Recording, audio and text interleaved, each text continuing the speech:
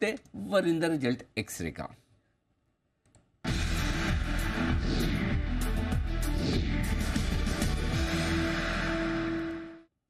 Good morning Varinder, स्वागत है आपका। शुरुआत करें सर अच्छे नतीजों के साथ, बढ़िया रिजल्ट्स। बढ़िया रिजल्ट सर, बढ़िया रिजल्ट्स। और मैं ये भी बोलूंगा कि बढ़िया के साथ साथ कुछ खराब भी आए हैं सर। हाँ हाँ। अब लास्ट 2 दिन है ना, तो 2 दिन में आपको बैक बेंचर्स दिखेंगे अच्छा बुरा करते हुए। तो कहीं पार्टी भी हो रही है और कहीं थोड़ा पार्टी करने के बाद आउट भी हो रहे हैं लोग। तो इस्जैक सर, बाकी इस्जैक और हाइकल आई थिंक 2 नंबर्स थे जो मार्केट के बाद आप बोलोगे बहुत टाइम के बाद दिखा कि हाँ भी इन दोनों कंपनीज ने अच्छा किया। इस्जैक to be honest legendary company बहुत टाइम से, बट अगर आप इंजीनियरिंग सेक्टर में देखें तो because of past many many issues जो इनके हैं, they have not done well. But I think ये जो एटलीस्ट ये जो नंबर आया, इस क्वार्टर का नंबर आया, I think they did very very well. दोनों सेगमेंट सर, मैन्युफैक्चरिंग और मशीनिंग एंड इक्विपमेंट सेगमेंट या फिर ईपीसी सेगमेंट, दोनों में अच्छा किया। Of course machining and equipment में ज्यादा अच्छा किया उन्होंने। अभी भी बाकी मार्जिन ऑफ कोर्स जो लोग इसको ट्रैक करते हैं चाहेंगे कि ये 10% से ऊपर मार्जिन हो जाए। अभी भी 8% मार्जिन पे होता है। तो it's an EPC company, engineering company के मार्जिन आप देखेंगे सर 20% से ऊपर होते हैं, जो आप रिजल्ट्स में देख ही रहे हो। बट सेल्स 28% ऊपर थी सर, एबिटा 54% ऊपर सा, मार्जिन 7 से 8% हो गई है, और प्रॉफिट जो 40 करोड़ था वो 86 करोड़ हो गया है। अगेन जैसे मैंने बोला, मशीनिंग एंड इक्विपमेंट सेगमेंट देखिए तो वहां पे 550 करोड़ का सेल्स ऑलमोस्ट 850 करोड़ हो गया सर, और एबिट जो 40 करोड़ का था 67 करोड़ का हो गया है। अब एक बार अगर ये पास के सारे इश्यूज इसके क्लियर हो जाते हैं, जो आई डोंट नो होंगे कि नहीं होंगे बिकॉज बहुत साल से चल रहे हैं, very cheap stock in that space, but very very volatile. Heikel sir, amid all the regulatory issues जो इस कंपनी ने फेस की है, एंड ऑफ कोर्स जो प्रमोटर के ऊपर चल रहा है कि क्या होगा, किस तरीके से होगा, ऑल दोस थिंग्स, एटलीस्ट ये क्वार्टर हाइकल का बहुत अच्छा था। अगर मैं सिर्फ नंबर देखूं, नंबर बहुत अच्छा था। 12% से 16% मार्जिन हो गया है, सेल्स 9% ऊपर थी, एबिटा 44% ऊपर था सर, और प्रॉफिट 74% ऊपर था। गुडियर की आप बात कर ही चुके हो सर, तो उसके बारे में बात नहीं करूंगा। Eureka Forbes, again Prateek Pota sir, ये लेजेंडरी प्रतीक पोटा जो जुबलेंट फूड वर्क से ज्वाइन किए, इनको I think a lot of people in the market are looking out for कि क्या होगा आगे जाके। ये अभी नंबर्स देने लगा है क्योंकि sales push will be the most important thing to watch out for in this company going ahead. अगर आप हिस्टोरिकल देखेंगे तो हिस्टोरिकल आपको बहुत बहुत महंगा दिखेगा, कितना महंगा स्टॉक है and all those things, but they are coming back in terms of growth.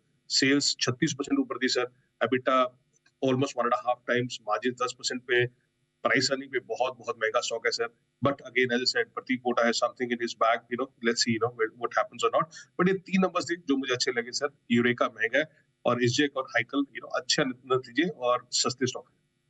Perfect, numbers भी अच्छे और कंपनियां भी सस्ते वैल्यूएशन पर ट्रेड कर रही है। खराब रिजल्ट्स कौन से हैं, जरा वो भी बताएं सर। सर खराब में मैं कुछ कंपनीज हैं, जैसे मेरे ख्याल में ये इप्का का रिजल्ट्स आ गया था, मार्केट्स में आ गया था, उससे बात नहीं करूंगा, उसके बारे में बात नहीं करूंगा। कैंपस एक्टिवेयर सर, सेल्स नीचे है सर। पहले तो मेरे लिए सबसे जरूरी, किसी भी कंपनी में देखूंगा तो सेल्स देखता हूँ मैं कि सेल्स में क्या हो रहा है। जब सेल्स ही खराब जा रहा है तो टॉप डाउन मिस जा रहा है। सेल्स सर इसका कुछ 25% नीचे है quarter.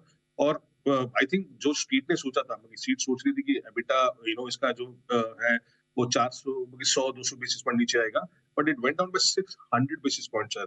End of course management बोल रहा है कि भैया मेरा 50% एड स्पेंड ज्यादा हो गया इस बार, नया प्रोडक्ट लॉन्च हुआ, नया प्रमोशंस हुआ, और doubling of stores, warehouse rent, blah blah, all this things हुआ, बट उसके कारण सर मार्जिन्स की ज्यादा ठुकाई हुई है।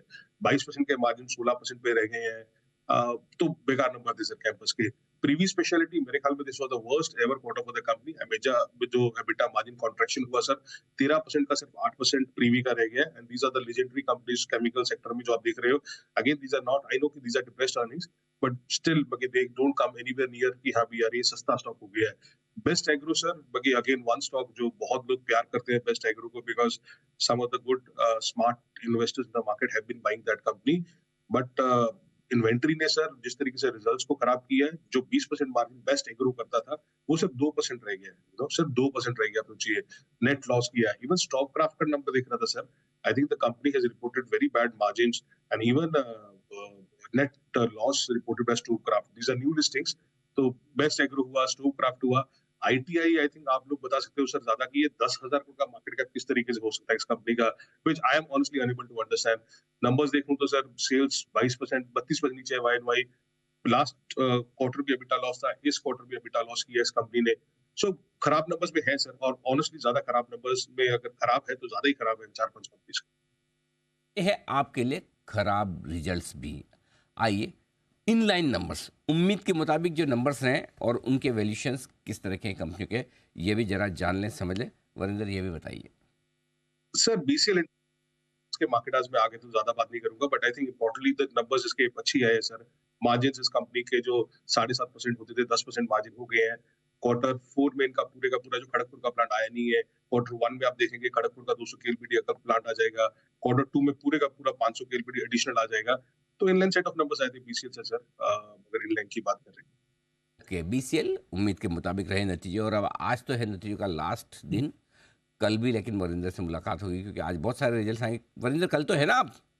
यस सर, यस, जब बोलेंगे तब हूँ मैं। और उसके बाद जहां आप बोलेंगे सर बात। उसके बाद एक नतीजों के पूरे सीजन पर विशेष शो आपके साथ किया जाए कि पूरा रिजल्ट सीजन आपको कैसा लगा, कहाँ अच्छे नतीजे हैं, कहाँ खराब है, और उनके दम पर अगली तिमाही और पूरे वित्त वर्ष 2024 के लिए आप क्या संकेत पढ़ रहे हैं, इस पे एक विशेष शो किया।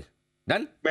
मैं अभी आपको बता सकता हूँ सर कि FY24 आप एक्सपोर्ट ओरिएंटेड कंपनीज देखिए, हाँ। वहां पे आएगा। और मैं पहले दिन ही जब हमने शुरू किया था सीजन है तभी बोला था सर कि आंखें आपकी एक्सपोर्ट ओरिएंटेड सेक्टर्स पे रहनी चाहिए, चाहे वो फार्मा हो, चाहे वो टेक्नोलॉजी हो, चाहे वो कंपनीज हो जो ग्लोबली उनका रेवेन्यू आता है, जैसे टाटा मोटर्स हुआ या कोई भी कंपनीज हुआ जहाँ पे आता है, you will see massive growth coming in some of these companies going ahead. And last के 3-4 साल, 2-3 साल ऐसे थे सर जहाँ पे हमने ग्लोबल ग्रोथ नहीं देखा था, चाहे वो यूएस और यूरोप में होगा। I think this year will be the one जहाँ आप ग्लोबल ग्रोथ देखेंगे, बिकॉज डोमेस्टिक आप कुछ भी देख लीजिए सर, डोमेस्टिक बहुत महंगा हो चुका है, कोई सस्ता कहीं से हुआ नहीं है। एवरी कंपनी इन डोमेस्टिक 25-25-30 इस टाइम पे है। But if you look at pharma sir, बाकी लाइक आप औरोबिंदो की बात कर रहे थे, बाकी कुछ और कंपनीज की बात कर रहे थे, फार्मा में द लार्ज कैप कंपनीज अभी भी 15 टाइम पे अवेलेबल है सर, कोई ऐसा नहीं है। So I think pharma will be an important sector to watch out for in FY24। And I clearly believe कि हाँ भी आपको दिखेगा सर ये। और एक रियल एस्टेट सेक्टर जो आप बोल रहे हो, I think real estate sector के जो नंबर्स आए हैं वो बहुत तोड़-फोड़ आए हैं, और अभी तो इन्वेंट्री इतना पड़ा है सर, लॉन्चेस इतने पड़े हैं, गोदरेज प्रॉपर्टीज हुआ, ओबराय हुआ, उनके आप देखेंगे कि किस तरीके से लॉन्चेस होंगे। I think FY24 will be transformational year for at least these two sectors. बिल्कुल परफेक्ट। तो ये है आपके लिए इस रिजल्ट सीजन की बड़ी थीम्स जो बताई वरिंदर ने आपको। बहुत बहुत धन्यवाद वरिंदर, ये पूरा विश्लेषण हमारे दर्शकों को देने के लिए। कल